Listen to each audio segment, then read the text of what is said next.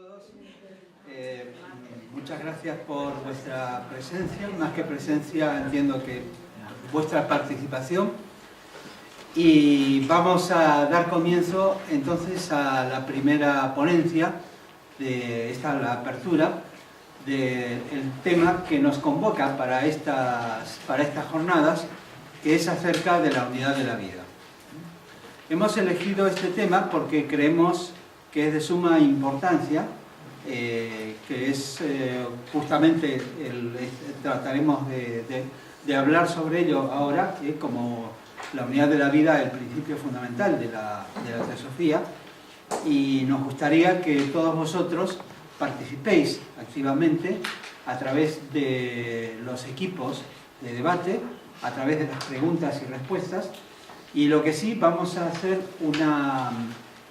también una modificación, una pequeña modificación en la operatoria. Hay ponencias a lo largo de las jornadas, hay ponencias que apenas disponen de 1 hora y media en total para la ponencia y el debate en equipos. Entonces, en esos casos, el debate en equipos, lo que vamos a hacer es debate general, porque no hay tiempo para organizarnos, buscar lugar. Entre cuando hacemos eso ya se termina el tiempo, así que poco a poco quedaría para debatir. Por lo tanto, en esos casos, ya lo vamos a anunciar, ahí lo que vamos a hacer es básicamente debate general. No somos demasiados, de tal manera que creo que es fácil también mantener una conversación, y siempre es interesante compartir nuestras experiencias, nuestras dudas y nuestras opiniones con todo el resto de los miembros. Bueno, vamos directamente al tema. La semana pasada nos hemos impactado, todos creo que nos hemos quedado muy impactados de cómo una persona, un copiloto de una línea aérea, estrelló un avión en los Alpes, que salió de Barcelona con dirección a Düsseldorf, pues por un problema suyo, o sea, por un problema particular, un problema aparentemente, de lo que se sabe hasta ahora, un problema mental, un problema emocional, una depresión que tenía por un conflicto amoroso, no sé cuánto. Pues este hombre no se lo pensó, bueno, se lo habrá pensado, pero lo decidió, vio la oportunidad, lo decidió y ala, no dudó en matar 150 personas, ni siquiera cuando se sabe que el piloto le golpeaba la puerta y decía, oye, abre, no sé cuánto, y sabía lo que hacía y sabía lo que estaba pasando. Y evidentemente es algo que nos ha impactado a todos, ¿no? Por la forma, por la repercusión que tuvo, lo increíble que a veces, claro, un accidente, dices, bueno, ha fallado algo, ha fallado un motor, ha fallado alguna otra cosa, o así, pero no, pero aquí directamente, es decir, bueno, nos muestra un poco la fragilidad de todo el sistema, de todo lo que vivimos. A veces nos creemos que estamos muy seguros, pero ya ves, alguna persona es capaz de provocar un accidente, una masacre tremenda de esta manera. ¿Por qué ha pasado esto? ¿Por qué también, como conversábamos hace un rato, ¿no? Antes, por qué hay terroristas, personas que como su medio de desquite, su medio de vida, o como creen querer lograr cosas con eso, se dedican también a explotarse y tratar de causar el mayor daño posible en un mercado, en esto, especialmente todo en Medio Oriente? ¿Por qué pasa esto? Es para reflexionar, porque, claro, hasta ahora guerras siempre hubo, conflictos siempre hubo, pero resulta que estamos llegando a un punto en el cual parece que la vida humana, la vida ajena especialmente, carece de valor, por lo menos para algunas personas. Entonces, es interesante esto. ¿Por qué sucede? También, ¿por qué se secuestra y esclaviza a niñas que están en un colegio, como sabemos que ha pasado en África, porque una secta política, etcétera, por su ansia de poder, intenta prohibir que las niñas reciban educación? Entonces las secuestraron las esclavizaron, las vendieron como esclavas inclusive, y seguramente algunas las habrán matado. ¿Por qué pasa todo esto? La pregunta general es, ¿por qué nos empeñamos en destruirnos unos a otros? Hacemos memoria, hace unos años, en el 2002 aproximadamente, 2002 exactamente, una gran empresa de energía en Estados Unidos, no sé si lo recordáis, Enron, quebró, pero quebró de una manera catastrófica. La empresa había sido fundada apenas en 1985. Este gráfico muestra allí en el extremo, en la parte superior, la evolución de la empresa, ¿no? La empresa, bueno, fue creciendo lentamente hasta que en el año 93, 94, bueno, siguió creciendo, logró mayor mercado, etcétera, pero en el año 97 tuvo un crecimiento ya muy grande. Aquí se ve que se acelera y a partir del año 99, etcétera, comienza a subir y sube muchísimo, pero en el año 2001 comienza a caer y cae y cae y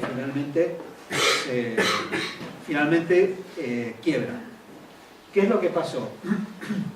Bueno, pues la empresa, para hacerlo corto, la empresa básicamente fue no dedicándose simplemente a generar energía y a vender energía, sino que comenzó a hacer productos financieros de futuro, comenzó a especular. Por su parte, además para obtener dinero en bolsa, comenzaron a maquillar las cifras y entonces mostraban ganancias que realmente no eran tales. Había ingeniería financiera mostrando cosas que realmente no eran así. La cuestión es que la empresa finalmente se pegó con la explosión de la burbuja de las .com, se pegó un batacazo y además los directivos fueron procesados criminalmente por fraude financiero, engaño en las cuentas públicas, bueno, una serie de cosas que realmente bastante gordas, ¿no? Entonces, la pregunta es al final, ¿por qué nos engañamos? Este es un ejemplo, lo traigo porque es un ejemplo notable y además porque no quise poner ningún ejemplo local, quizás para no herir a nadie, pero tendríamos así, ¿verdad? Muchísimos. Entonces, pero no tenemos que irnos ni tan al pasado ni afuera para buscar estos ejemplos. Sabemos que los hay, bancos, compañías, bancos en España, compañías de energía también, en fin, de todo, que básicamente han vivido del engaño y han tratado de lograr una mayor posición, una mayor fortaleza y un beneficio, y la corrupción en la política pues la tenemos también en todas partes. Y todo a base del engaño. Otra cuestión que también nos preguntamos cuando miramos qué es lo que sucede actualmente es la explotación animal. Es algo que generalmente pasa desapercibido, o sea, excepto para las personas que tienen una vocación animalista, que se dedican que están conscientes de este problema, pero parece algo aceptado básicamente por todos, ¿no? Hay una explotación enorme del reino animal y no solamente es utilitarismo, es decir, para servirse de ellos como alimento, etcétera, sino que realmente hay crueldad. Hay crueldad cuando se los usa para las supuestas fiestas, festividades populares. Hay crueldad en la manera en que se los trata, inclusive para alimentación, con tal de ganar algo más de dinero, de reducir gastos, se los hace vivir miserablemente. Entonces, ya no es solamente digamos que los animales tienen derechos, tienen sus derechos también, son seres vivientes con los cuales compartimos el planeta, sino que lo que subyace en realidad es la creencia, es una creencia, porque ¿qué fundamento tiene? De que el ser humano, de que el género humano, pues es el rey de toda la creación y que los demás, que todas las otras especies están para servirle. y que no importa y que no tienen ni alma, ni conciencia, ni mente, ni emociones, ni nada. No es verdad. Hoy sabemos que eso es totalmente equivocado. Es decir, que la imagen que pensamos a la izquierda de que el ser humano está en la cúspide de la creación, sí, seremos los más inteligentes, probablemente, pero somos los más inadaptados. La verdad es que compartimos la vida, el planeta, los recursos, toda la vida entera con el resto de criaturas, como la muestra del gráfico de la derecha. Entonces, ¿por qué sucede eso? ¿Por qué hemos llegado a este punto? Porque ya no es lo de la típica granja. ¿Os veis que muchas veces os muestran, ¿no? Dice, la granja, las vacas felices, no sé cuánto, y están...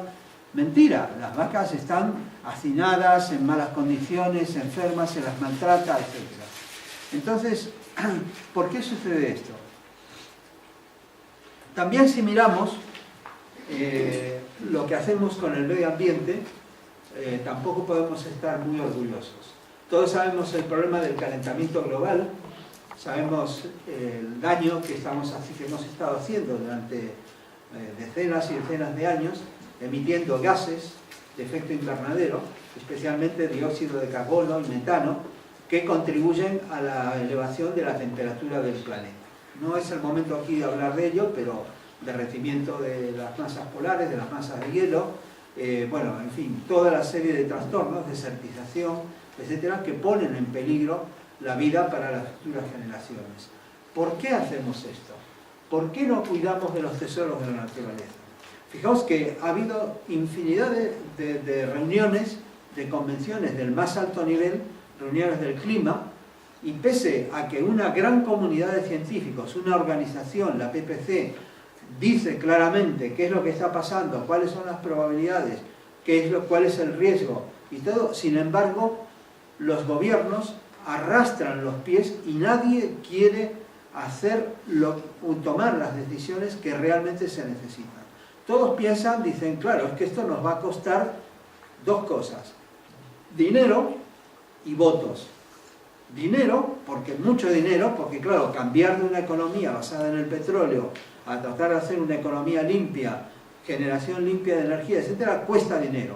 Pero señores, muchísimo más dinero va a costar las consecuencias del cambio climático, cuando veamos grandes masas de migración, cuando suba el nivel de las aguas, cuando las poblaciones costeras se vean inundadas parcialmente, cuando pierdan sus recursos turísticos. España va a ser muy afectada, por cierto, si eso sucediera. No quiero ser alarmista, pero es así, hay que reconocerlo. Entonces, ¿por qué contaminamos ríos, mares, etcétera, libremente? Sabéis que muchas multinacionales fabrican productos cuyo proceso de fabricación es altamente contaminante en países donde no hay regulaciones, donde las regulaciones son mínimas, ¿sí? Como pasa en China, por ejemplo, o en otros países asiáticos o africanos. Entonces lo hacen ahí y luego lo importan. Porque, pues dice, bueno, yo en mi país no contamino, pero seguimos contaminando el planeta. Por ejemplo, la industria de la fabricación de los, no quiero ofender a nadie, no sé si alguien tiene, de los vaqueros rotos y desgastados, pero realmente hacen eso. Si es un desgaste artificial, ¿no? Se los llevan a la otra parte del mundo, allí los someten con sustancias químicas que contaminan mucho para darle el aspecto desgastado. Con una cuchilla hay una persona que se ocupa de romperlos, bueno, unas cuantas, se ocupa de ir haciéndole los tajitos, después los doblan, los planchan, los lavan y los traen de vuelta para aquí. ¡Qué absurdo! Dice, ¿por qué hacemos ese tipo de cosas? Es que nos estamos tirando piedras sobre nuestro propio tejado, ¿sí? ¿Por qué estamos haciendo de la Tierra un lugar tan miserable? Esa en definitiva. Y el hombre, seguimos insistiendo, no es el centro de la creación. ¿Qué es lo que pasa? ¿Cuál es la causa de todos estos conflictos? Todos estos conflictos, si los analizamos, tienen una causa común, una misma causa. La división, perdón,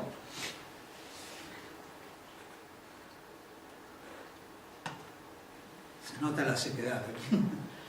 La división, la lucha, la competencia, pero en definitiva la ignorancia. La ilusión de que estamos aislados luchando contra todos los demás. Muchas veces se nos dice que la vida es, bueno, básicamente es competición. En cierta manera sí, pero no es la ley de la evolución, que a veces se lo cita, dice, es que la competencia es la supervivencia del más fuerte. No es cierto. La ley de la evolución, enunciada por Darwin, dice que es la supervivencia del más apto. Y apto no quiere decir que sea el que más mata o el que más contamina, el que más se adapta. Hubo una bióloga que falleció hace unos pocos años, Lynn Margulis, que fue, por cierto, fue la primera esposa de Carl Sagan. Todos conocéis os suena, ¿no? Carl Sagan, el astrónomo que hizo Cosmos. Pues ella fue la que presentó al mundo la teoría, que luego fue aceptada, de que las células eucariotas, las células que componen todos los animales, los vegetales, es decir, las que no son bacterias, son todas las células que tienen núcleo, las células complejas, tienen núcleo, tienen un montón de corpúsculos adentro que funcionan como una unidad sumamente compleja, es realmente un mundo de cada una de nuestras células. Entonces ella dijo que esas células, las células eucariotas, son el resultado de una evolución durante millones y millones de años en los cuales células bacterianas, procariotas, las células de las bacterias, se unieron. En lugar de que pasó en algún momento que en lugar de que una célula simplemente se comía a la otra, decidieron unirse. Y formaron un organismo más complejo, porque las células procariotas, eucariotas son complejas. Entonces formaron un organismo más complejo, lograron hacer algo que antes no existía y dieron la posibilidad a la existencia física de la capacidad de la creación de los cuerpos de organismos muchísimo más complejos como nosotros. Y ella decía, la evolución, dice, sí, hay competencia, no vamos a negarlo, pero también hay mucha colaboración. Y es más colaboración, y si miramos toda la historia de la evolución física, hay más colaboración que competencia. Entonces, lo que no nos damos cuenta es que cuando competimos, nos peleamos y hacemos esto, es que al final, en definitiva, estamos luchando contra nosotros mismos. Es una figura muy común. No sé si recordáis, por ejemplo, en la saga de la Guerra de las Galaxias, de Star Wars, en una de ellas, creo que era el Retorno del Jedi, cuando Luke Skywalker, el personaje, se entrena luchando y claro, imaginariamente, mentalmente, lucha contra Darth Vader, ¿no? Contra el malo, el de la máscara y todo. Y cuando lucha, imaginariamente era, y cuando parece que lo vence, saca la máscara y era el mismo, era su propia cara. Entonces, eso claro, es muy simbólico. Realmente, las luchas, al final, el que lucha contra un mal ha pasado muchísimas veces en la política, en la sociedad, en la historia, que el que lucha contra una determinada figura para sacar esto del medio, para terminar con esto, termina convirtiéndose en ¿qué? En él mismo, en lo que estaba luchando. ¿Sí? La historia nos da muchísimos ejemplos de esto. Entonces, ¿en qué fallamos? ¿Cuál es la causa de este conflicto? ¿En qué fallamos con esto? Fallamos en el reconocimiento básicamente de una verdad, de una sola cosa, que es la existencia de la vida una, que la vida es una unidad. La vida no la vemos fragmentada, no la vemos como un proceso, pero la vida es un proceso. Cuando los biólogos estudian la evolución y se estudian las especies, cómo se van adaptando, cómo se van evolucionando, etc., se quedan maravillados. Dicen, claro, es el proceso completo de la vida. Las personas que están en contacto con la naturaleza, y lamentablemente en las ciudades hemos perdido prácticamente esa posibilidad, ese contacto, se quedan maravilladas también porque ven todo el ciclo de la vida, las estaciones, toda la colaboración, en fin, cómo se va todo compenetrando.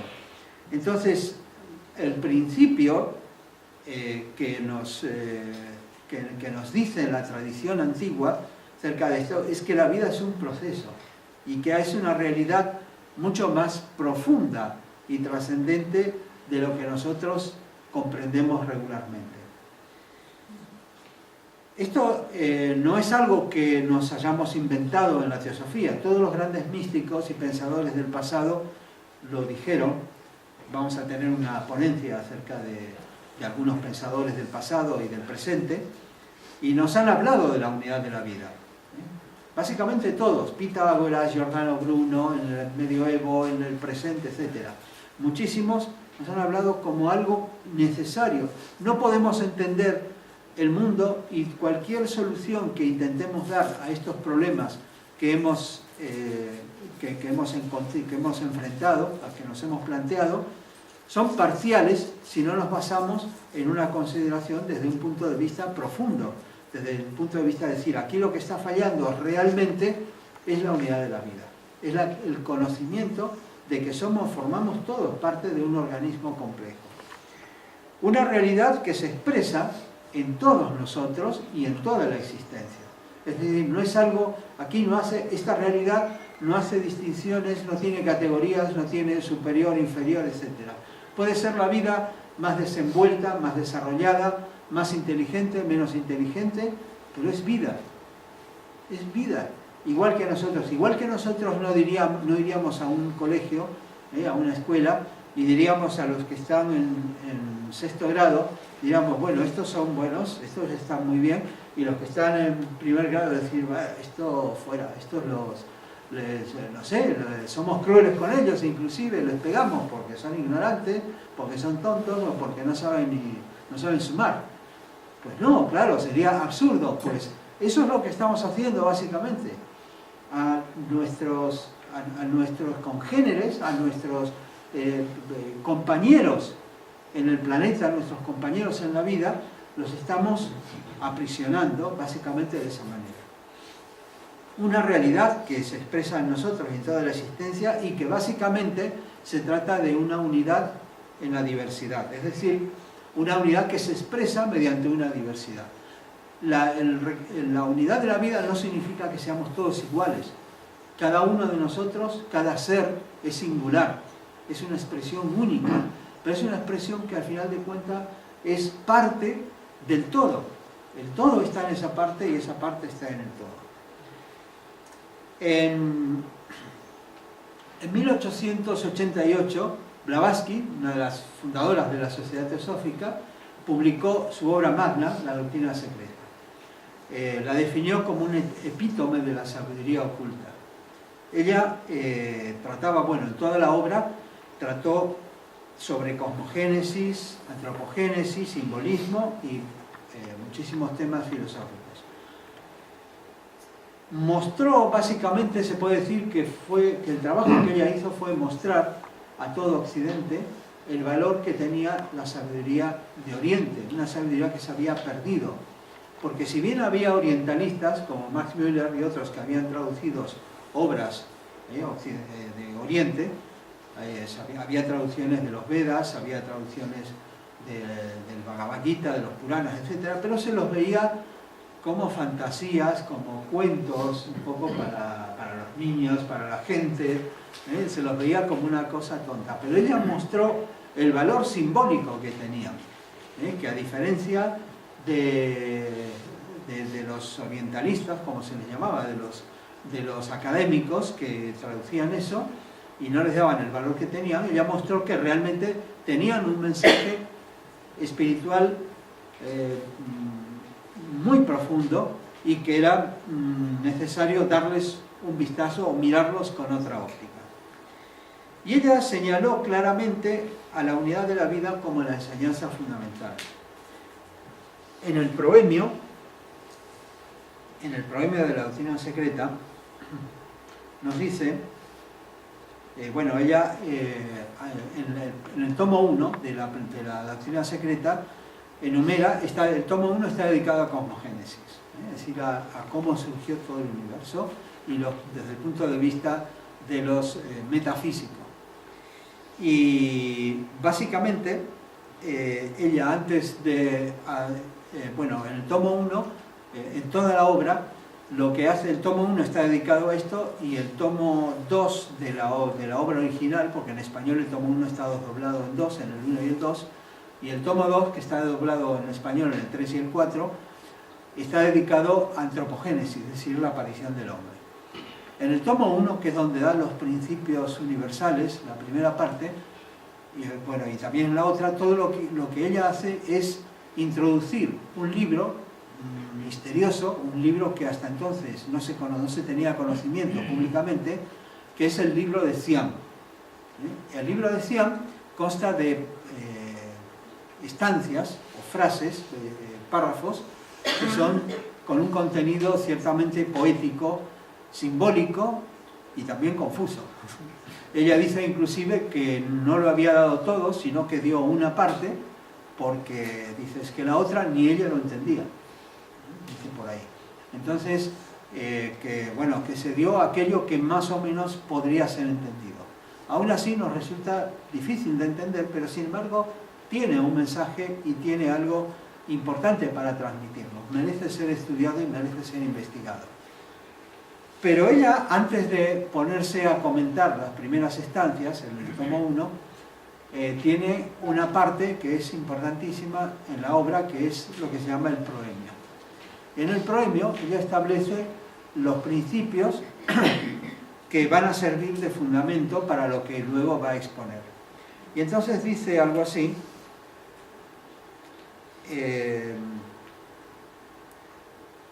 nos viene a decir que básicamente,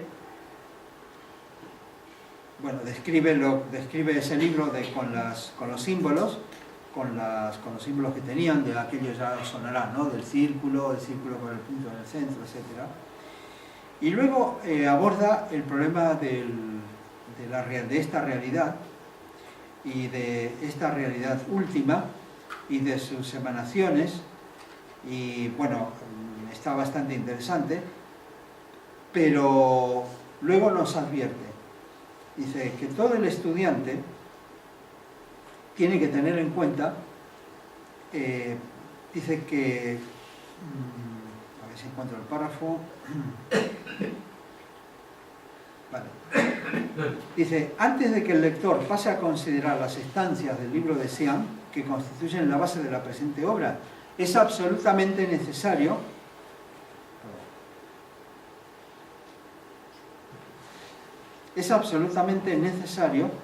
que conozca los pocos conceptos fundamentales que sirven de asiento y que compenetran todo el sistema a que su atención va a ser dirigida.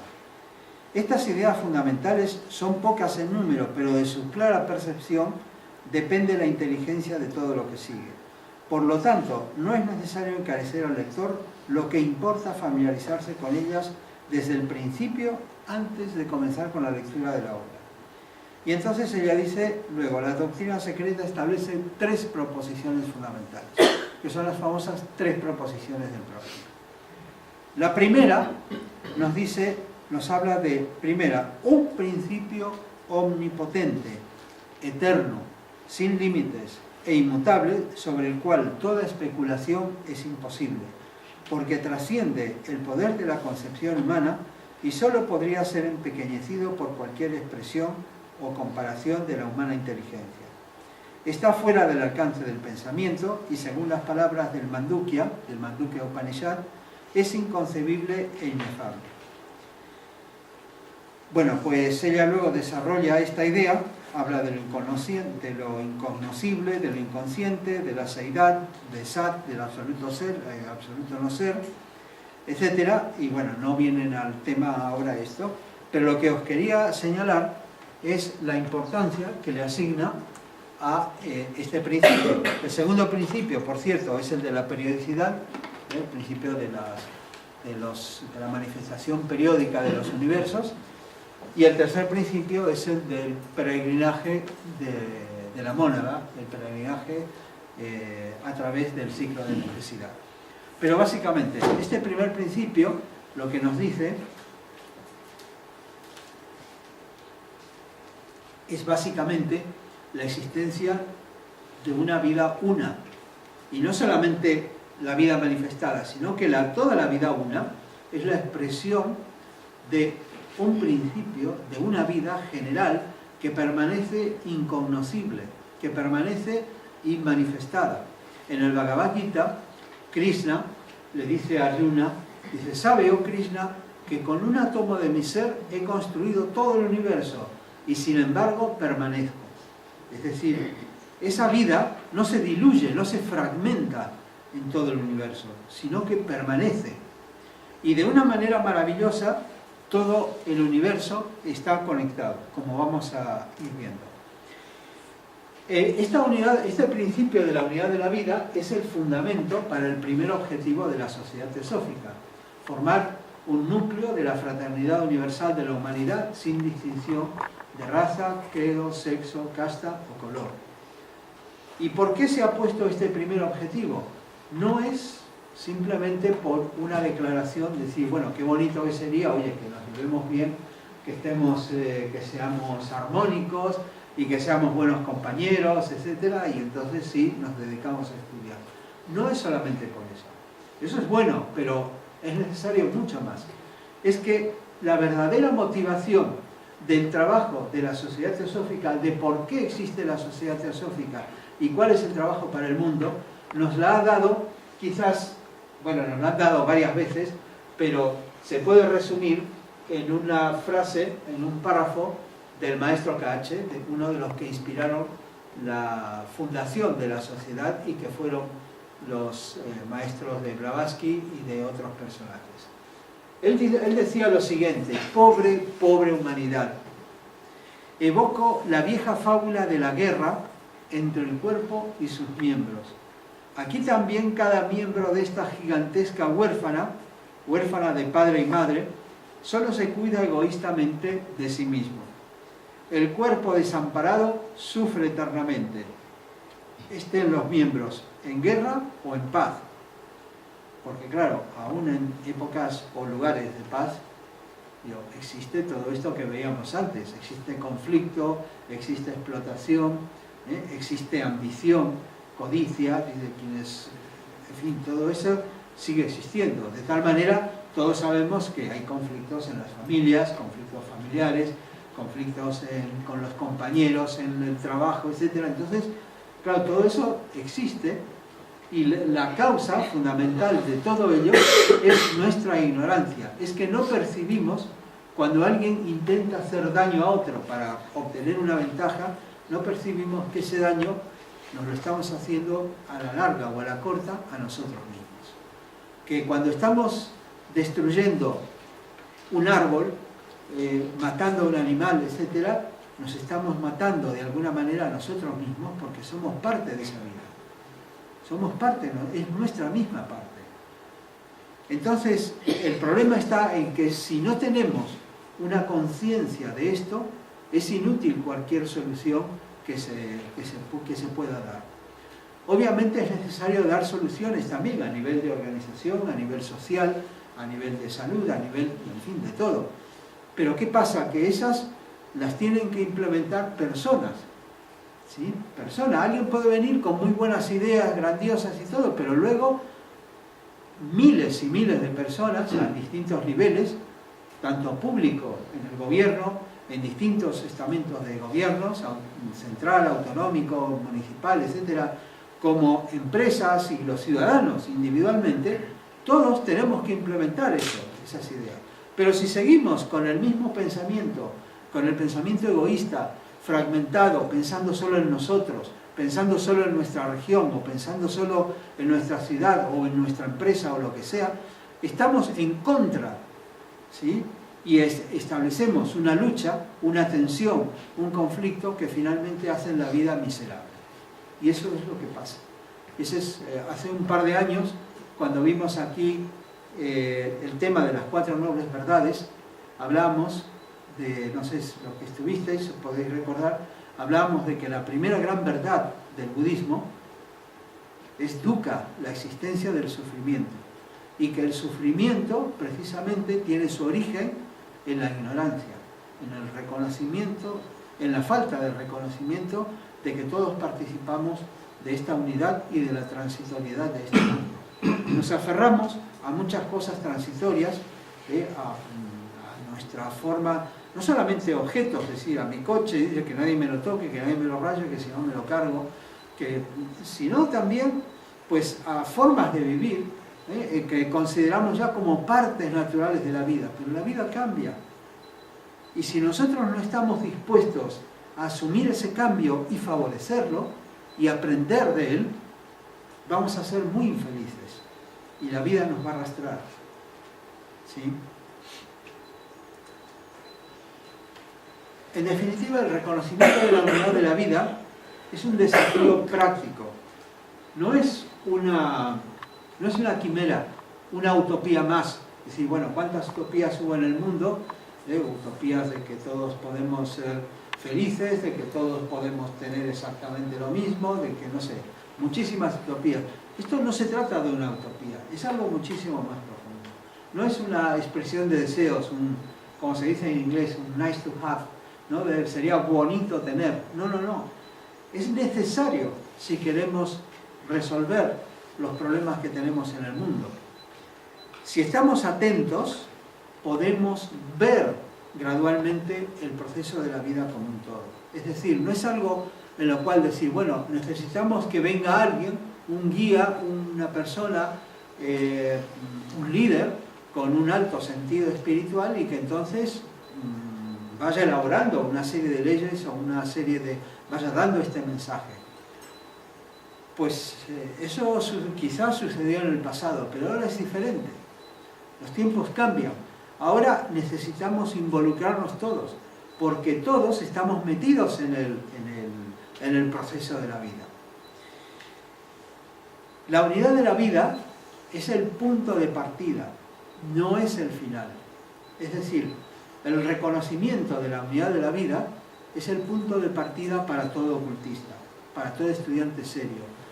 Muchas veces hablamos en nuestras conversaciones y decimos, porque cuando lleguemos a Buddhi, al principio intuicional, seremos conscientes de la unidad de la vida y lo ponemos como algo que está mucho más allá, en el futuro. Bueno, ya, hombre, ¿para qué me voy a esforzar? ¿Para qué me voy a romper? Eso ya será para otra encarnación, ¿no? Pero cuando sea bien nacido, a lo mejor, y tenga ya nazca con...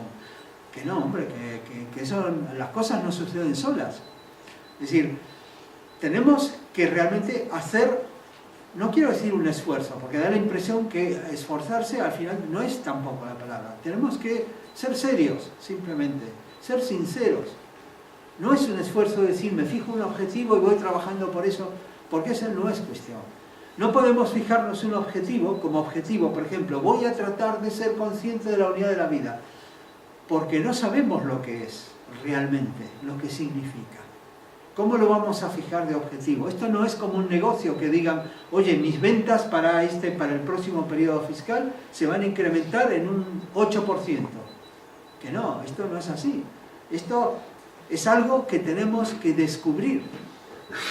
Tenemos nosotros que ser capaces de tener esa actitud abierta como para estar abiertas a lo nuevo, al descubrimiento. Es la búsqueda de la verdad, pero la búsqueda sincera, la búsqueda con preguntas, no tratando de decir, mira, me leo este libro, cualquiera que sea, me leo este libro y luego trato de comprobar todo lo que dice paso a paso. ¿Creéis que eso es posible? No es posible. Eso es como degradar la verdad. La verdad no está escrita, ni puede ser hablada, ni puede ser transmitida. La verdad es, nosotros tratamos de acercarnos a esa realidad de una manera gradual, mediante el aprendizaje, mediante conceptualización, pero claro, hay un momento que hay que ir despertando esa intuición que nos permite ver el proceso tal como es. Un biólogo, por ejemplo, puede ser capaz de clasificar todos los árboles, plantas y todos los insectos y todo lo que hay en el jardín. Pero a lo mejor puede ser una persona totalmente ignorante de lo maravilloso del proceso de la vida. ¿sí? Puede ser que conozca los detalles, pero no se da cuenta de eso. Entonces lo que necesitamos es ir abriendo nuestra atención. No es digamos, el desafío del reconocimiento de la unidad de la vida, es un desafío, pero es un desafío práctico, un desafío realizable. Y como no es un mero conocimiento intelectual, sino que se trata de una vivencia, de algo que necesitamos vivir, y tampoco es una experiencia, como Krishnamurti hace esta distinción, y dice, claro, la experiencia, dice, a veces la experiencia no sirve. ¿Por qué? Dice, ¿cómo no sirve la experiencia? Siempre uno busca, hay que tener experiencia, se busca ingeniero no sé cuánto con experiencia. Dice, ¿cómo dice Krishnamurti que la experiencia no sirve? La experiencia sirve para las cosas prácticas, conocidas, mentales, etc. Pero para lo desconocido, lo desconocido es algo que está fuera de la experiencia. ¿Sí? En el momento que lo experimentamos, llegamos a otro nivel y tenemos que volver a hacer otro ciclo, otro paso. Dice, otra vez algo desconocido, ir más allá. ¿Sí? Entonces, es un aprendizaje en ciclos. No sucede de una vez. Si esperamos que de una vez por todas decir, bueno, llegará un momento en que me iluminaré, alcanzaré la iluminación y ya está, ¿no? Entonces ahí sí ya seré. No, dice esto, la vida cotidiana nos pone un montón de oportunidades para aprender. Inclusive aquellas oportunidades que nos parecen, aquellas situaciones que nos parecen horribles, que nos parecen mal, personas que nos hieren, etc., también nos permiten aprender. Cuando hay una mayor comprensión, podemos derribar esos condicionamientos que no nos permiten ver la vida tal cual es. Porque al final de cuentas, el problema para ver la naturaleza de la vida es que, claro, si estamos preocupados en nuestra cosa inmediata, pequeña, en nuestro mundo pequeño, inmediato, no vemos lo grande, ¿sí? No vemos lo que está pasando. ¿Cuántas veces nos ha pasado que solamente nos damos cuenta a la distancia? Después que ha pasado mucho tiempo y miramos para atrás, decimos, ah, claro, mira, esto era de esta manera, esto era así, o esto sucedió, claro, y mira, al final me vino bien, aprendí esto. Pero en el momento estamos preocupados por la lucha y por tratar de hacer lo que son nuestros planes, los planes que nos hemos hecho, y quizás esos planes no sirven para nada. Y además se trata de un ciclo que se alimenta, como una espiral, y además quiero poner una espiral, un fractal, porque dentro de ese ciclo tenemos pequeños ciclos, y si lo sabemos aprovechar, realmente vamos creciendo, vamos desenvolviendo esa vida latente en nosotros, esas capacidades latentes en nosotros. Derribar los condicionamientos nos permite actuar mejor, tener una mejor visión, y en ese caso ya estaremos en mejores condiciones y por lo tanto podremos comprender a su vez mucho más. Es decir, cada vez como ir viendo niveles distintos. No es un aprendizaje como el de una habilidad, como decíamos antes, sino que es el descubrimiento de lo desconocido. La unidad de la vida es lo más importante que podemos aprender. Sí, ser conscientes de esa unidad es lo fundamental que podemos hacer. No es un objetivo para fijar, es simplemente como decir, bueno, mira, de aquí a 5 años tengo que ser capaz de ser consciente de la unidad de la vida de aquí. No, eso no se puede hacer. Tenemos que, a lo mejor lo hacemos en una semana, o a lo mejor no lo hacemos nunca en toda nuestra encarnación. Pero es necesario, si somos sinceros, si queremos descubrir la verdad, y decimos en el lema de la Sociedad Teosófica, no hay religión más elevada que la verdad, necesitamos encararlo seriamente, y este es el punto fundamental. ¿Cuál es el principio fundamental de la Teosofía? La unidad de la vida. No es ni la reencarnación, ni la evolución. Sí, todo eso existe y son importantes, pero lo fundamental, sin lo cual no se entiende todo lo otro, porque realmente podemos hablar de reencarnación, podemos hablar de muchísimas cosas, pero no vamos a captar la esencia si no entendemos que la vida es una, si no lo vemos desde la perspectiva de la unidad de la vida. A veces, por ejemplo, hablamos del karma y hablamos de justicia. Y existe la justicia. Entonces pensamos, claro, es que una persona puede hacer daño a otra, o una persona está ubicada, voy a poner un ejemplo más sencillo, una persona está ubicada en un lugar donde ocurre un terremoto y se muere, y muere un montón de gente, o sufren daño, se queda sin casa, etc. Y decimos, ¿es eso necesariamente el karma por alguna mala acción del pasado que entonces mira ahora estás recibiendo? A lo mejor sí, pero probablemente no. Y decimos, ¿cómo que no? ¿Y dónde está la justicia? No existe.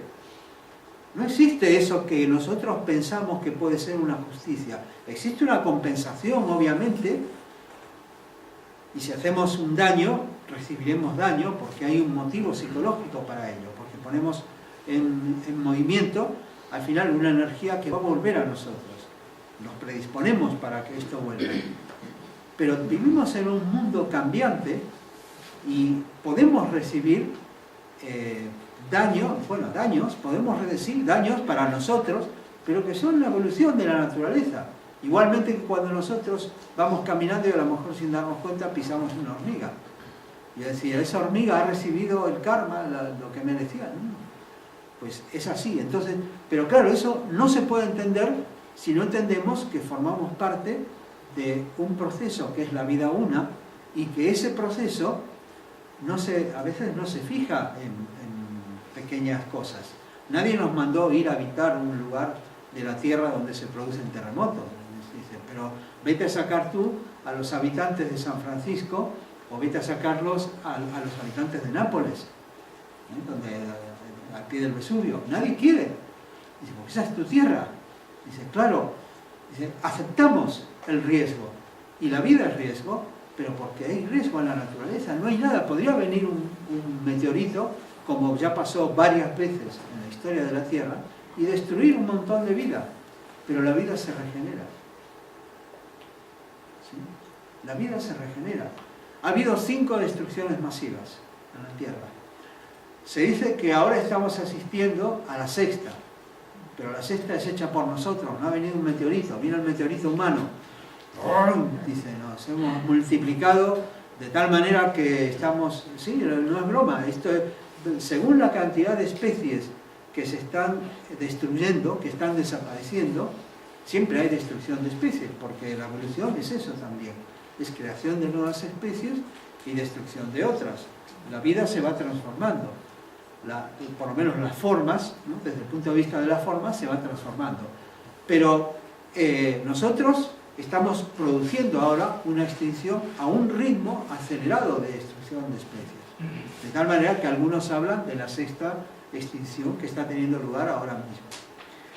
Pero si no lo vemos desde el proceso, desde el punto de vista general de la vida como un todo, no vamos a entender estas cosas.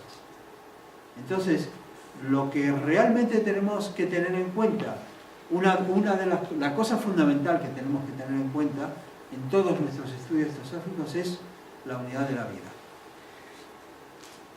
Básicamente, el proceso de aprendizaje es una introspección y externalización. Si la vida es una, pensad en esto. A veces se dice, es que es volverse para adentro, es encontrar esto adentro. Si la vida es una, carece de sentido adentro y afuera.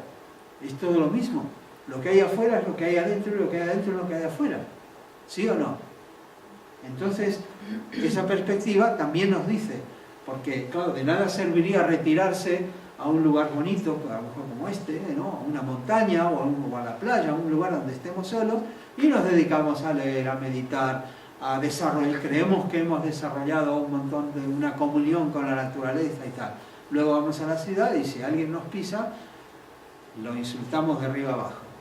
Pues eso no es. Dice, lo que hay en el exterior es lo que hay también en el interior.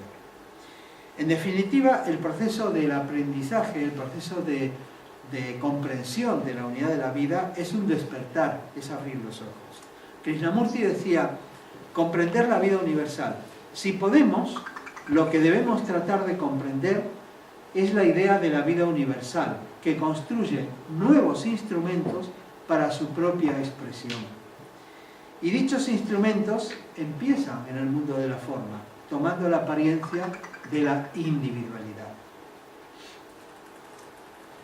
Por ese motivo,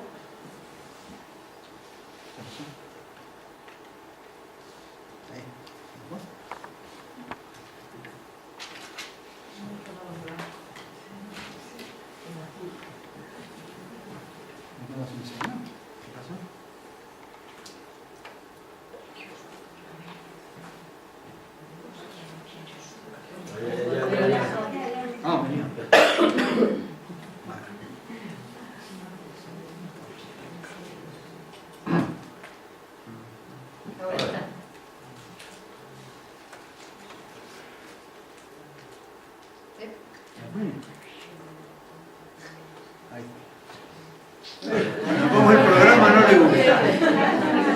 Vale, ya se lo digo.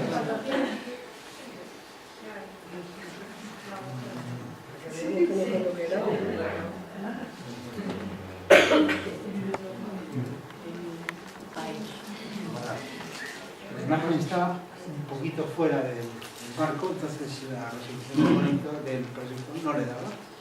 Entonces decía, pues no la puedo proyectar.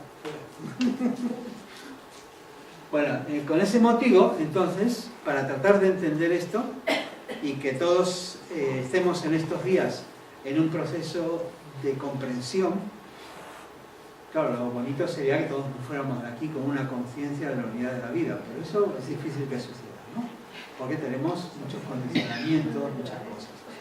Pero lo que sí vamos a hacer en estos días es desarrollar un programa en el cual vamos a enfocar el tema de la unidad de la vida desde varios puntos de vista. Porque, claro, una cosa es decir la unidad de la vida como un abstracto, como un principio y ya está, ¿no? Es decir, bueno, eso te lo puedes creer o no te lo puedes creer. Pero vamos a ver que hay razones no para creer, sino para tratar de vivenciar. Es decir, que hay cosas, hay muchos indicios.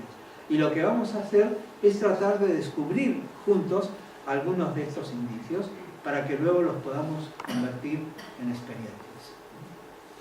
Bueno, de esa manera vamos a tener en el mañana una ponencia acerca de la unidad de la vida. Voy a omitir los oradores y todo, pues perdonadme, pero así lo hago cortito, ¿no? Vamos a tener mañana una ponencia sobre la unidad de la vida.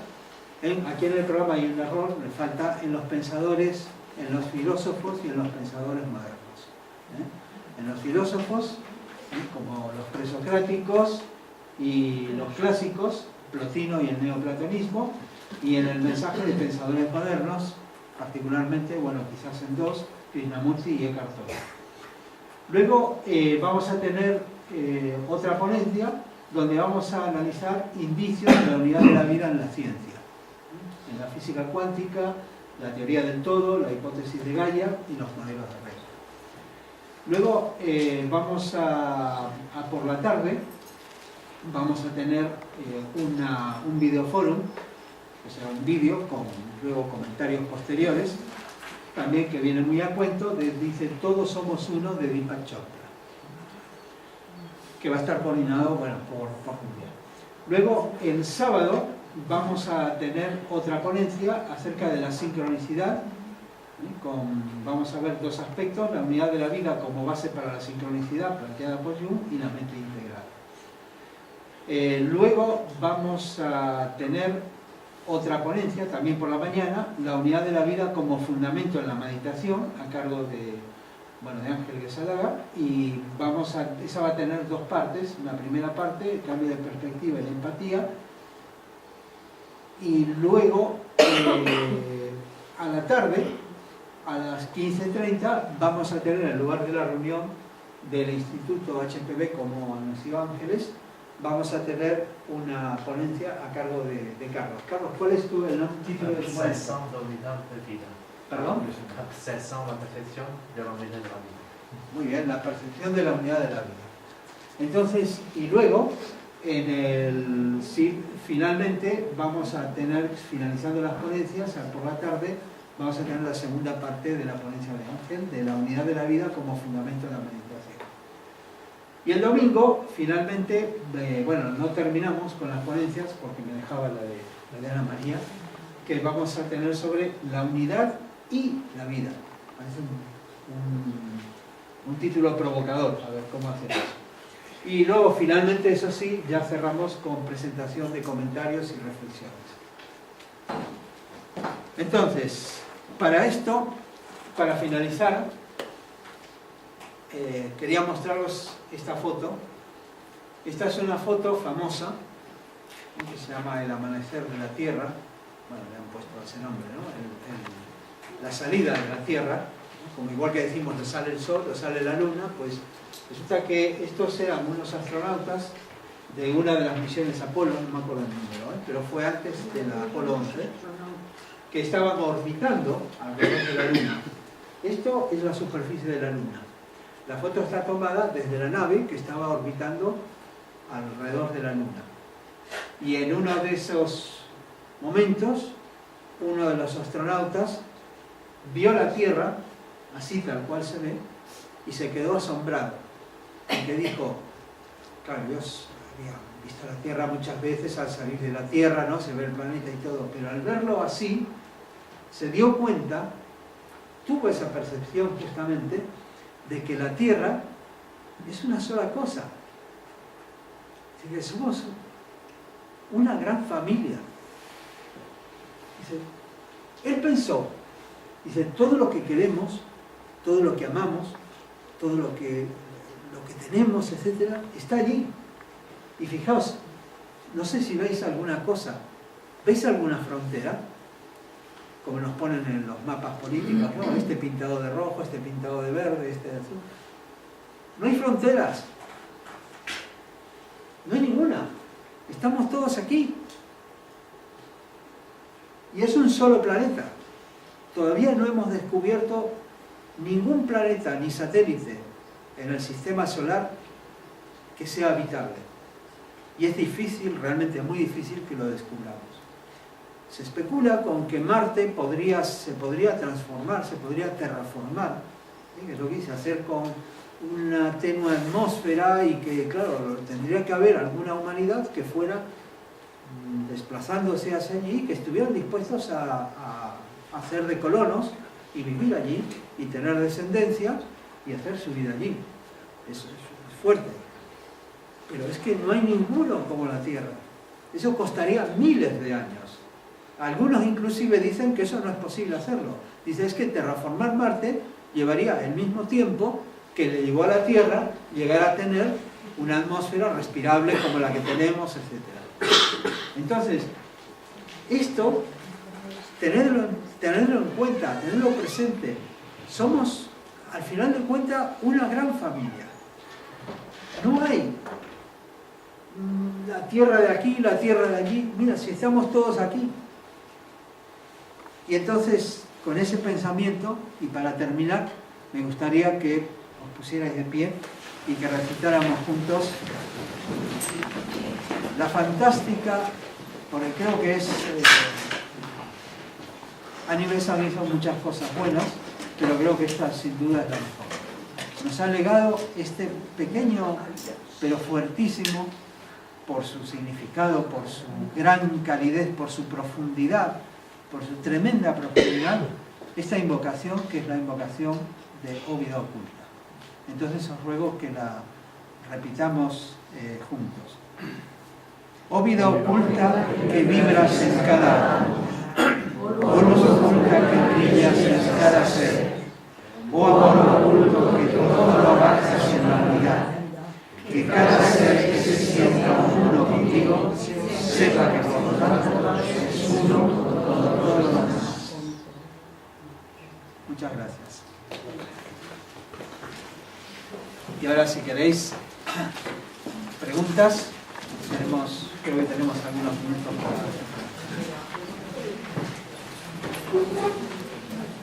¿Preguntas o comentarios? Sé que muchos estaréis cansados del viaje y que, bueno, igualmente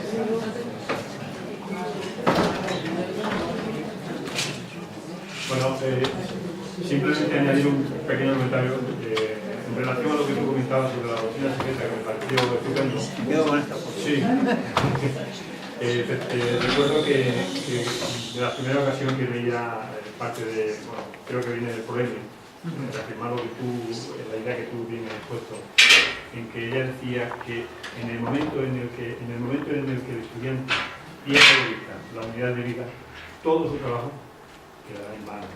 Son otras palabras, ¿no? Perderá toda la fuerza, porque su obra o su trabajo, o el trabajo que ella presentó, reside precisamente ahí, en tener siempre presente esa unidad, ¿no? Exactamente. Que lo comentaba, ¿no? A mí siempre me ha llamado la atención, porque cuando uno estudia la parte de cosmogénesis, es realmente muy abstrusa, ¿no? Es decir, muy metafísica y muy difícil de entender. Y ella misma te dice, es que no tiene lógica, hay que entenderlo, está más allá de la lógica, porque estamos hablando de cosas que trascienden los opuestos, que trascienden las reglas de la lógica formal, y entonces solo se entiende con contradicciones, de una manera poética, como los fantásticos versos del Rig Veda que ella transcribió cuando habla del pralaya, de la parte donde dice el Eterno Padre había dormitado con sus 7 eternas vestiduras, ¿no?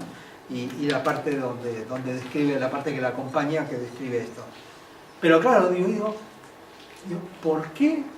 Pensando, ¿por qué Blavatsky pudo haber, y quienes le transmitieron esta enseñanza, ¿por qué podrían haberse tomado el trabajo de comunicarnos esto, que es tan difícil para nosotros y que al final pareciera que dices, bueno, ¿y qué sentido práctico tiene que yo entienda que si hay Purusha y Prakriti, que si hay, o Svabhavat, como ella le llama, la esencia del espíritu, la esencia de la conciencia y la esencia de la materia y cómo interactúan y cómo vienen al mundo, y todo eso, ¿en qué me va a beneficiar? ¿En qué me va a hacer mejor? Pues claro, hay una razón realmente, y es que en cuanto empezamos a investigar sobre esto, necesariamente empezamos a comprender un poquitito el proceso de la vida y vemos que eso es el fundamento que nos permite comprender la dualidad en nosotros, la dualidad en todo lo que existe, la manifestación. Sin entender, es que ese proceso en lo grande y en lo cósmico es el proceso de lo pequeño. Entonces, sin entender eso, no se puede. Y muchas veces, yo creo que hemos, especialmente quizás en toda una parte de la literatura teosófica, en muchas ocasiones, se ha dejado un poco de lado para tratar de entender el detalle de esto, del proceso de la vida después de la muerte, no sé cuánto y tal, pero claro, no podemos entenderlo bien si perdemos el foco este. Estoy de acuerdo contigo, es que es fundamental. Por eso me pareció que era importante compartir estas ideas con nosotros.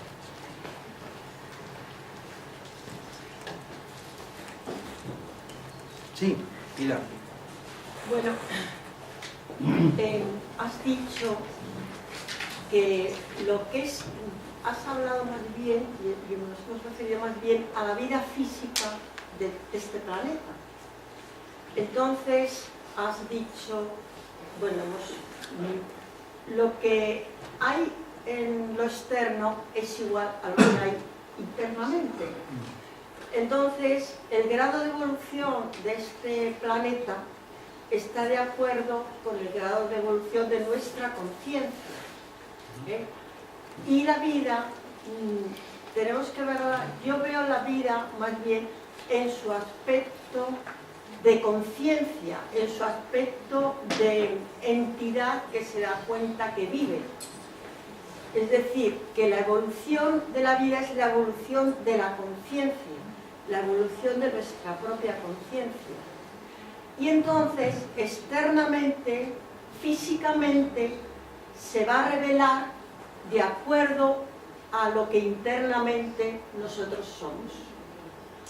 Y después también tenemos que tener en cuenta que las formas de la vida, que eso se dice mucho en teosofía, pues unas aparecen y luego vienen otras. La muerte no es nada más que una transformación de las formas. La idea que nosotros tenemos de la muerte pues no hay tal muerte, hay una transformación de formas. Entonces la vida principalmente es la vida de la conciencia, que de alguna manera tiene vestiduras diferentes. Entonces por eso cuando vemos todas las cosas malas que nos ocurren en el planeta, pues yo creo que son un reflejo de nuestra propia conciencia, de nuestra conciencia que no está evolucionada, que estamos en camino de evolucionar. Pues nada más, quería hacer ese comentario. Vale, muchas gracias, Pilar. En realidad, tenemos que tener en cuenta una cosa, que la simetría en la naturaleza, la simetría que también la hay en el ocultismo, nos exige, o digamos, nos dice que, claro, la materia y la conciencia son como el anverso y el reverso de la misma moneda. No pueden existir uno sin lo otro. Si la conciencia evoluciona, la materia también, o la forma, también tiene que evolucionar. Porque no puede haber una conciencia evolucionada si no hay una materia, un cuerpo suficientemente evolucionado. Entonces, cuando decía que lo de afuera es igual a lo de adentro, me refería más bien a que ¿dónde buscamos la verdad? Si dice, ¿qué hago? ¿Estudio el comportamiento de la naturaleza, el canto de los pájaros, la armonía, etcétera? ¿O cierro los ojos y me dedico a examinar psicológicamente la naturaleza de mi mente? Todo está relacionado. Dice, cuando encontramos, no podemos conocer profundamente la naturaleza de nuestra propia mente si no conocemos el exterior. Y no podemos conocer el exterior si no conocemos la naturaleza de nuestra propia mente. Hay no es una anécdota, sino una metáfora. Bueno, más que metáfora, es como una cita muy famosa y interesante de Bertrand Russell, el famoso filósofo y matemático, que hablaba sobre lo que se llama la epistemología, es decir, cómo conocemos. El estudio de cómo, no de lo que conocemos, sino de cómo hacemos para conocer. Y si eso que conocemos tiene alguna validez.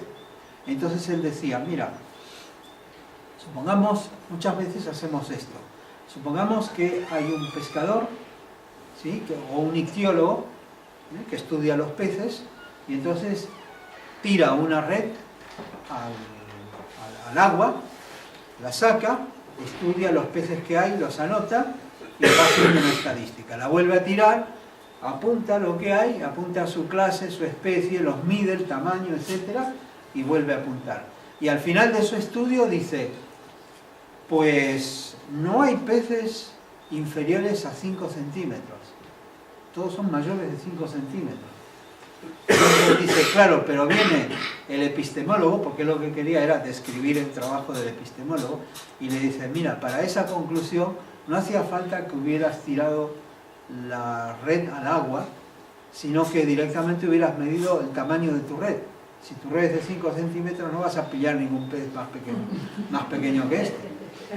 Y esto, claro, esto es que parece que es así, muy cómico, muy gráfico, pero realmente es lo que nos pasa. Con nuestros condicionamientos no podemos conocer la realidad si no nos conocemos a nosotros mismos. Y a su vez, conocernos a nosotros mismos es también conocer a nuestro vecino, a todo lo que nos rodea, a toda la naturaleza, el proceso, las ambiciones del ser humano, etc. Porque podemos aprender de todo ello. Y tenemos que aprender de todo ello.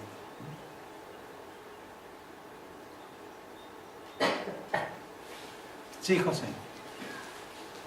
Bueno, decimos que la vida es una, pero esa vida tiene un propósito, tiene que tener un propósito, porque recuerdo, le leía ya a Gandhi, que decía, si esta vida no es un proceso para algo mejor, esta vida es una mala jugada, como diciendo que la vida es un proceso para algo mejor, Y por otro lado, la vida tiene un solo atributo, que es operativo. Siempre está operando, siempre. Es como la vibración, ¿no? Tiene ese atributo, está siempre operando. Y esa operación, ese operar, ¿no? Es como si dijéramos, el sostener a la existencia, porque no existe nada que no esté sujeto, que no esté apoyado en la vida.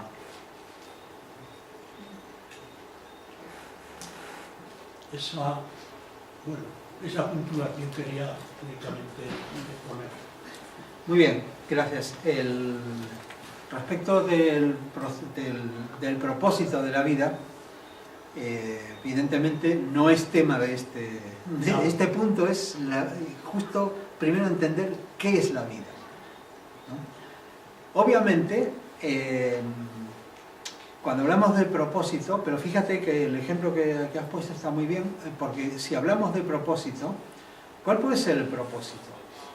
Claro, un propósito que uno diga de manera personal, individual, diga, oye, yo me voy a forrar en esta vida, me voy a hacer rico, o voy a tener muchísimos hijos, voy a poblar aquí el barrio donde vivo, o qué sé yo, cualquier otra cosa que se nos ocurra, o voy a ser el que más sabe en todo el vecindario, pues eso es un propósito personal, pero ese es el propósito en perspectiva de la vida como un todo. Si no tenemos el concepto, si no tenemos una percepción de la vida, de la unidad de la vida, los propósitos pueden ser muy diversos y pueden ser muy parciales. Pero lo que tenemos que tener en cuenta es, si la vida es un todo que se está manifestando, ¿para qué lo hace? Es decir, ¿cuál es el magnífico propósito del todo? Porque si no lo hacemos, caemos en los propósitos de esto. Lo que decía Gandhi tiene que ver con el propósito de una encarnación, de una vida individual, ¿no? Pero aquí estamos hablando no de la vida de una persona, sino de la vida como un todo. De la vida aquí como un todo, y ojo, en el planeta es solamente una muestra, ¿sí? Porque sabemos que el universo es enorme. Se calcula que, por ejemplo, en nuestra galaxia, en la Vía Láctea, hay unos 200.000 millones de estrellas. Solo en nuestra Vía Láctea, en una galaxia. Pero luego se calcula que hay 200.000 millones de galaxias. Se estima, vamos, no se calcula, se estima, de acuerdo a las densidades, de acuerdo a esto. Es decir, que imaginaos, y luego si empezaba a multiplicar, y si en cada estrella, a lo mejor, o en una parte de ellas hay planetas, y ahí también está el proceso de la vida y todo, pues es enorme. Lo que pasa es que, aunque sea muy grande, las probabilidades de hacer contacto son bajas, por lo menos todavía, porque estamos muy lejos. El universo es enorme. Es enorme, es enorme, enorme. Entonces, conclusión, cuidemos lo que tenemos. Cuidemos lo que tenemos. Esta es la perla que debemos cuidar.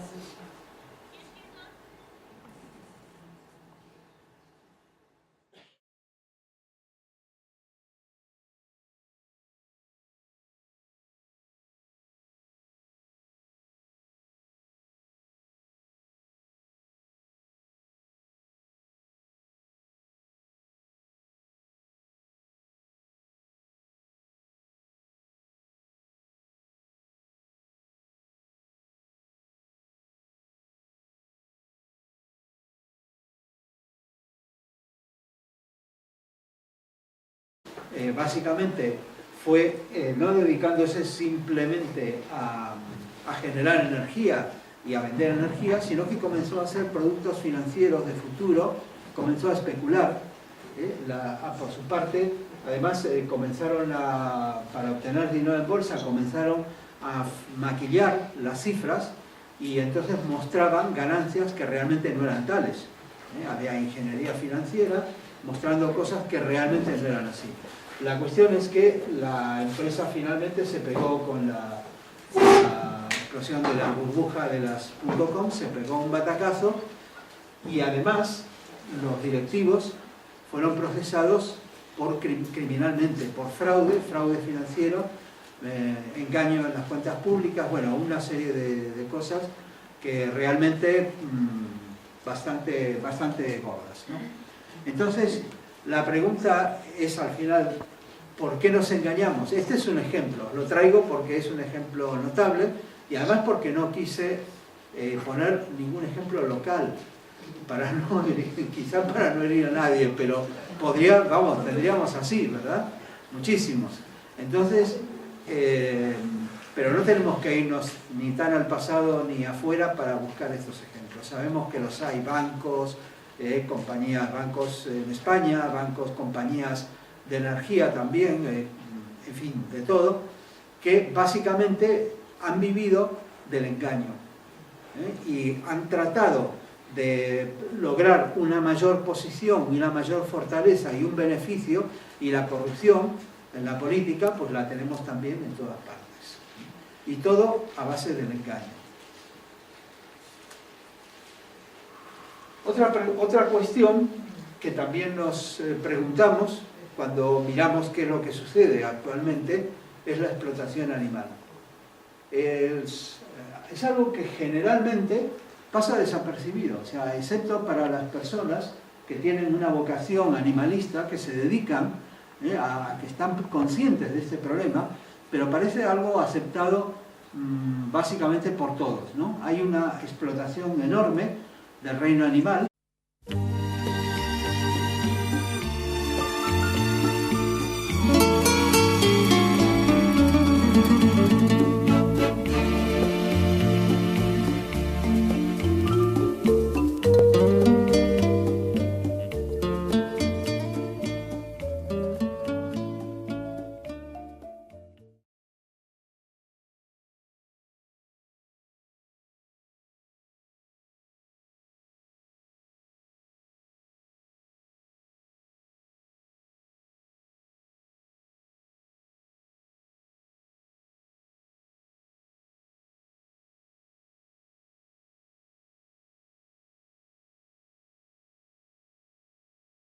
Todos, muchas gracias por vuestra presencia, más que presencia entiendo que vuestra participación, y vamos a dar comienzo entonces a la primera ponencia la apertura del tema que nos convoca para estas jornadas, que es acerca de la unidad de la vida. Hemos elegido este tema porque creemos que es de suma importancia, que es justamente, trataremos de hablar sobre ello ahora, como la unidad de la vida, el principio fundamental de la teosofía, y nos gustaría que todos vosotros participéis activamente a través de los equipos de debate, a través de las preguntas y respuestas, y lo que sí vamos a hacer también una pequeña modificación en la operatoria. Hay ponencias, a lo largo de las jornadas, hay ponencias que apenas disponen de 1 hora y media en total para la ponencia y el debate en equipos. Entonces, en esos casos, el debate en equipos, lo que vamos a hacer es debate general, porque no hay tiempo para organizarnos, buscar lugar. Entre cuando hacemos eso ya se termina el tiempo. Así que poco quedaría para debatir. Por lo tanto, en esos casos, ya lo vamos a anunciar, ahí lo que vamos a hacer es básicamente debate general. Se dedica también a explotarse y tratar de causar el mayor daño posible en un mercado, en esto especialmente todo en Medio Oriente. ¿Por qué pasa esto? Es para reflexionar, porque claro, hasta ahora guerras siempre hubo, conflictos siempre hubo, pero resulta que estamos llegando a un punto en el cual parece que la vida humana, la vida ajena especialmente, carece de valor, por lo menos para algunas personas. Entonces, es interesante esto. ¿Por qué sucede? También, ¿por qué se secuestra y esclaviza a niñas que están en un colegio, como sabemos que ha pasado en África, porque una secta política, etcétera, por su ansia de poder, intenta prohibir que las niñas reciban educación? Entonces las secuestraron, las esclavizaron, las vendieron como esclavas inclusive, y seguramente algunas las habrán matado. ¿Por qué pasa todo esto? La pregunta general es: ¿por qué nos empeñamos en destruirnos unos a otros? Hacemos memoria, hace unos años, en el 2002 aproximadamente, 2002 exactamente, una gran empresa de energía en Estados Unidos, no sé si lo recordáis, Enron, quebró, pero quebró de una manera catastrófica. La empresa había sido fundada apenas en 1985. Este gráfico muestra allí en el extremo, en la parte superior, la evolución de la empresa, ¿no? La empresa, bueno, fue creciendo lentamente hasta que en el año 93, 94, bueno, siguió creciendo, logró mayor mercado, etcétera, pero en el año 97 tuvo un crecimiento ya muy grande. Aquí se ve que se acelera y a partir del año 99, etcétera, comienza a subir y sube muchísimo, pero en el año 2001 comienza a caer y cae y cae y finalmente quiebra. ¿Qué es lo que pasó? Bueno, pues la empresa, para hacerlo corto, la empresa, no somos demasiados, de tal manera que creo que es fácil también mantener una conversación, y siempre es interesante compartir nuestras experiencias, nuestras dudas y nuestras opiniones con todo el resto de los miembros. Bueno, vamos directamente al tema. La semana pasada nos hemos impactado, todos creo que nos hemos quedado muy impactados de cómo una persona, un copiloto de una línea aérea, estrelló un avión en los Alpes, que salió de Barcelona con dirección a Düsseldorf, pues por un problema suyo, o sea, por un problema particular, un problema aparentemente, de lo que se sabe hasta ahora, un problema mental, un problema emocional, una depresión que tenía por un conflicto amoroso, no sé cuánto. Pues este hombre no se lo pensó, bueno, se lo habrá pensado, pero lo decidió, vio la oportunidad, lo decidió y ala, no dudó en matar 150 personas, ni siquiera cuando se sabe que el piloto le golpeaba la puerta y le decía, oye, abre, no sé cuánto, y sabía lo que hacía y sabía lo que estaba pasando. Y evidentemente es algo que nos ha impactado a todos, ¿no? Por la forma, por la repercusión que tuvo, lo increíble que a veces, claro, un accidente, dices, bueno, ha fallado algo, ha fallado un motor, ha fallado alguna otra cosa, o así, pero no, pero aquí directamente, es decir, bueno, nos muestra un poco la fragilidad de todo el sistema, de todo lo que vivimos. A veces nos creemos que estamos muy seguros, pero ya ves, alguna persona es capaz de provocar un accidente, una masacre tremenda de esta manera. ¿Por qué ha pasado esto? ¿Por qué también, como conversábamos hace un rato, ¿no? Antes, por qué hay terroristas, personas que como su medio de desquite, su medio de vida, o como creen querer lograr cosas con eso, y no solamente es utilitarismo, es decir, para servirse de ellos como alimento, etcétera, sino que realmente hay crueldad. Hay crueldad cuando se los usa para las supuestas fiestas, festividades populares. Hay crueldad en la manera en que se los trata, inclusive para alimentación. con tal de ganar algo más de dinero, de reducir gastos, se los hace vivir miserablemente.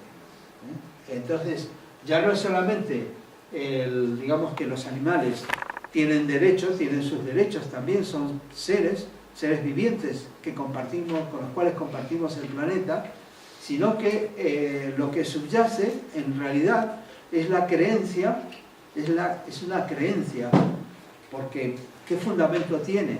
De que el ser humano, de que el género humano, pues es el rey de toda la creación y que los demás, que todas las otras especies están para servirle y que no importa y que no tienen ni alma, ni conciencia, ni mente, ni emociones, ni nada. No es verdad. Hoy sabemos que eso es totalmente equivocado. Es decir, que la imagen que pensamos a la izquierda de que el ser humano está en la cúspide de la creación, sí, seremos los más inteligentes, probablemente, pero somos los más inadaptados. La verdad es que compartimos la vida, el planeta, los recursos, toda la vida entera con el resto de criaturas, como en el gráfico de la derecha. Entonces, ¿por qué sucede eso? ¿Por qué hemos llegado a este punto? Porque ya no es lo de la típica granja. ¿Os veis que muchas veces os muestran, ¿no? Y dice, la granja, las vacas felices, no sé cuánto, y están... Mentira, las vacas están hacinadas, en malas condiciones, enfermas, se las maltrata, etc. Entonces, ¿por qué sucede esto? También si miramos lo que hacemos con el medio ambiente, tampoco podemos estar muy orgullosos. Todos sabemos el problema del calentamiento global, sabemos el daño que hemos estado haciendo durante decenas y decenas de años, emitiendo gases